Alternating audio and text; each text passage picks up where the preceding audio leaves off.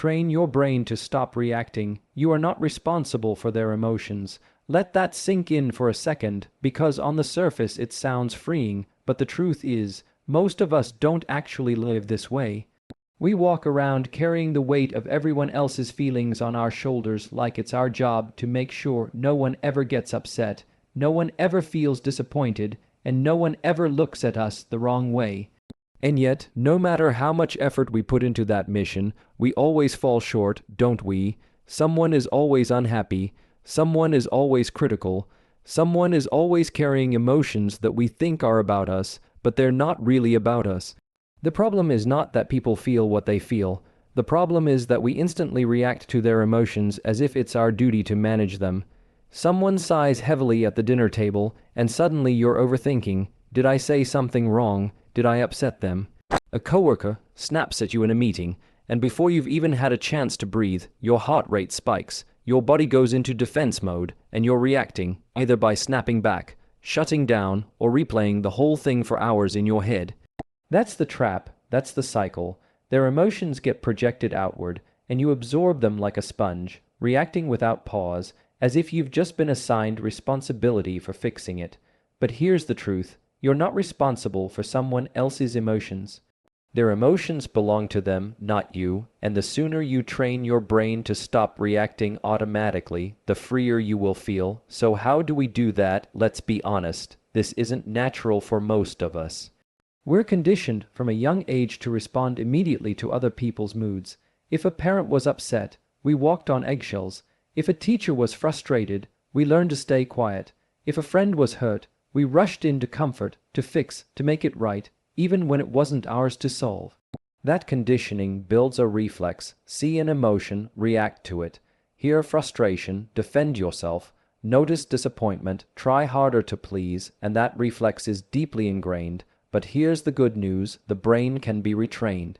With awareness and practice, you can rewire that automatic reaction into something healthier, something that doesn't leave you constantly exhausted by the emotional roller coaster of everyone around you.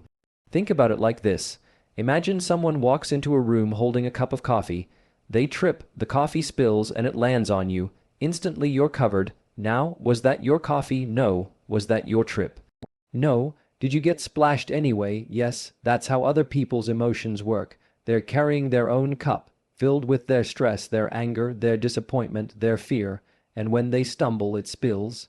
You might get hit with it, but it's not yours. It doesn't mean you have to start cleaning up their spill and apologizing for being in the way. You can recognize that's theirs and choose how to respond. The difference between reacting and responding is everything here. Reacting is automatic. Reacting is defensive. Reacting comes from that raw place in your brain that feels threatened, judged, or blamed. Responding, on the other hand, comes with pause. Responding is intentional. Responding is when you allow yourself that moment of breath to remind yourself, this isn't mine. I don't have to pick this up. I don't have to make their feelings my problem. And ironically, when you stop reacting to other people's emotions, you actually become more grounded, more steady, and even more compassionate. Because you're no longer fighting against them or taking them on as your own. You're just allowing them to be theirs. Now, I'm not saying this is about shutting down or becoming cold. This isn't about ignoring people's emotions or saying, not my problem. It's about healthy boundaries. It's about knowing the difference between empathy and responsibility. Empathy says, I see you're upset, I care about you. Responsibility says, it's my job to fix how you feel. And one of those is healthy, the other will drain you dry. When you confuse the two, you'll spend your life chasing peace in everyone else's storms while ignoring your own. So, how do you train your brain to stop reacting? First step is awareness. Most of us don't even realize when we're reacting. We just do it. So the first training exercise is to notice. Notice your body. Notice the tightness in your chest, the knot in your stomach, the urge to jump in and smooth things over. That physical signal is your brain saying, we're about to react. And in that moment, instead of moving forward with the reaction, pause, breathe, literally give yourself one deep breath before you say or do anything. That breath is a circuit breaker. It interrupts the reflex and gives your brain space to choose instead of just react. Second step is language, both the language you use with yourself and with others. With yourself, the language is, "That's theirs, not mine." Repeat it until it becomes second nature. That frustration is theirs, that disappointment is theirs, that anger is theirs. You'll be shocked at how powerful those 4 words, "That's not mine," can be when you start practicing them. With others, the language shifts from defense to acknowledgement. Instead of defending yourself when someone is upset, you can say something like, "I hear you," or "That sounds frustrating." You acknowledge their emotion without absorbing it, without making it your responsibility to solve. Third step is practice in low-stakes situations. Don't wait until you're in a heated argument with your partner or blindsided by a boss's criticism to try this. Practice with small interactions. Practice when the cashier seems grumpy. Practice when the driver next to you honks. Practice when your friend texts in a short tone. Use those as chances to remind yourself, "That's theirs, not mine." The more you practice in the small moments, the stronger the muscle becomes for the big ones. And let's be clear, you will mess up. You will react sometimes. You'll slip into defense. You'll carry guilt. You'll find yourself overthinking. That's okay. That doesn't mean you've failed. It means you're human. The training isn't about perfection. It's about progress. Each time you catch yourself reacting, you've actually already improved, because the noticing itself is progress. Over time, the pause gets longer, the breath gets deeper, the awareness gets quicker, and you realize you're no longer being dragged by every wave of emotion that comes your way. You're standing on steadier ground. And what happens when you stop reacting? Peace. Not the peace that comes from everyone around you finally being happy. That peace will never come, because people will always feel what they feel. No, I'm talking about the peace that comes from within, the peace that comes when you realize, "I can care without caring, I can listen without fixing, I can love without losing myself." That's the kind of peace that can't be shaken by someone else's mood, tone, or words. And let's talk about relationships for a moment, because this skill transforms them. When you stop reacting, your communication changes. Instead of escalating arguments, you de-escalate. Instead of getting defensive, you stay calm. Instead of being pulled into cycles of blame and guilt, you create space for clarity and real connection. People might not like it at first, because if they're used to you absorbing their emotions, they'll notice the shift. They might push harder, they might test you, but in time, the healthiest relationships will rise to meet you there. They'll adapt, they'll respect the boundary, and the ones that don't, that tells you something too. Think of how much energy you've lost in your life to reactions. How many nights of sleep, how many moments of joy, how many opportunities for peace. Now imagine what happens when you take that energy back. When you stop living at the mercy of someone else's emotions, you take back control of your own. You begin to choose how you show up, instead of being pulled in 1,000 directions by how everyone else feels. At the end of the day, you have one responsibility: to manage your own emotions, your own reactions, your own inner world. Everyone else has to manage theirs. You can support them, you can encourage them, you can walk beside them, but you cannot carry what is not yours. And the sooner you embrace that, the sooner you'll find freedom. So train your brain, pause, breathe, remind yourself, "That's not mine." Respond instead of react. Let their emotions belong to them, and let your peace belong to you. Because once you learn this, once you stop carrying what was never yours to hold, you'll realize something powerful. You were never supposed to be responsible for their emotions in the first place. The whole point of this is simple but not easy, and that's why it matters so much. When you stop making yourself responsible for how everyone else feels, you take your power back. You give yourself permission to breathe, to pause, to choose. And in that space, you discover a kind of freedom that most people never get to experience because they're too busy chasing approval, managing reactions, or trying to keep the peace. But peace doesn't come from control, and it certainly doesn't come from overowning emotions that were never yours to begin with. Peace comes from knowing what's yours and what isn't, and standing firm in that boundary. It's tempting to think, well, if I don't react, they'll think I don't care. But caring and reacting are not the same thing. You can care deeply and still hold steady. You can love someone and still let their emotions stay with them. In fact, that's the stronger version of love, because it's not fueled by fear or guilt or the need to fix. It's fueled by respect, by maturity, by trust that they can handle their own feelings without you scrambling to hold the weight for them. When you stop reacting, you're not shutting someone out. You're allowing them to have ownership of their emotions while keeping ownership of yours. That's balance. That's what healthy looks like. We live in a world where reactions are everywhere.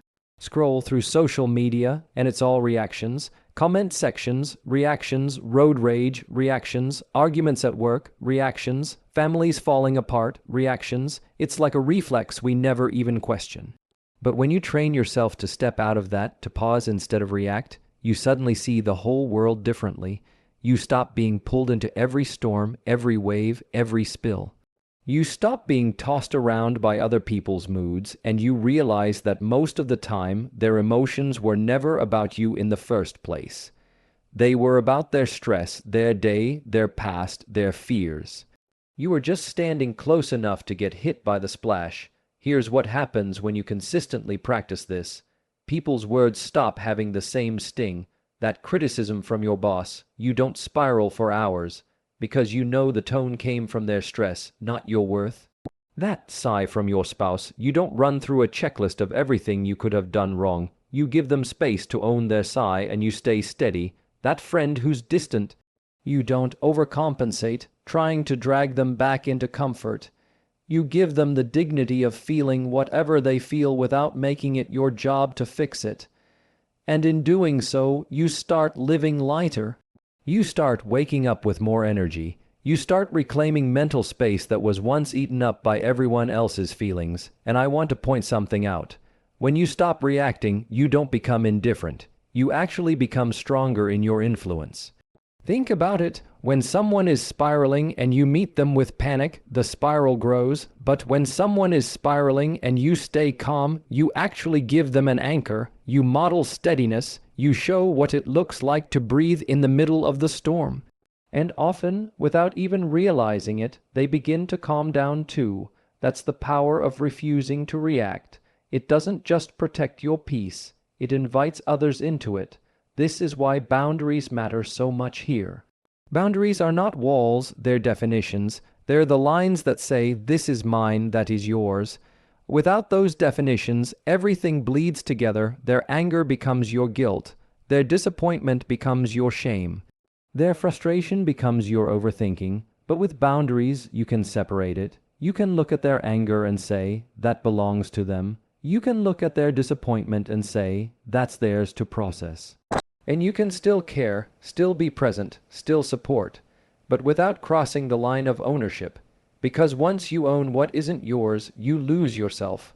I'm not going to pretend this is easy. It takes practice.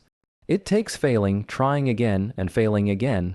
But the good news is, even the attempt to pause is progress. Even the moment you realize I reacted again, that's growth, because you noticed, and noticing is the first step to retraining your brain. Over time, the space between stimulus and response grows bigger. What once felt like a hair, trigger reaction becomes a thoughtful pause, and that pause, that's your freedom, that's your power, that's where your choices live.